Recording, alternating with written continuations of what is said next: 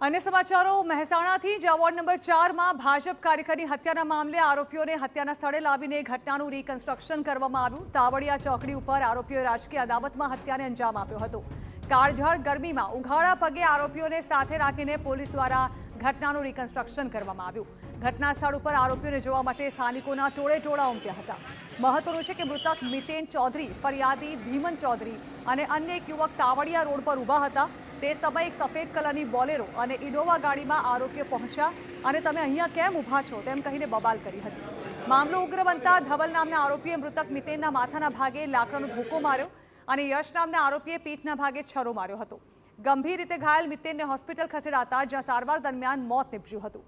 મૃતક મિતેન ચૌધરીના મામા મહેન્દ્ર ચૌધરી મહાનગરપાલિકાની ચૂંટણીમાં વોર્ડ નંબર 4માં ભાજપ ઉમેદવાર હતા। તેમની સામે હત્યા કેસના મુખ્ય આરોપી ભરત ચૌધરીના પત્ની લીલાબેન ચૌધરી કોંગ્રેસ ઉમેદવાર હતા। તેથી રાજકીય અદાવતમાં પૂર્વ નિયોજિત કાવતરું રચી હત્યા થયાનો આરોપ લાગ્યો હતો। જોકે ચૂંટણીના પરિણામોમાં આરોપી પક્ષ અને મૃતકના સંબંધી બંને ઉમેદવારોને હાર મળી છે।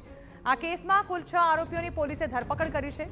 ત્યારે આ હત્યા રાજકીય હુંસાતુસીમાં કરાઈ છે કે કેમ તે અંગે પોલીસે વધુ કાર્યવાહી હાથ ધરી છે।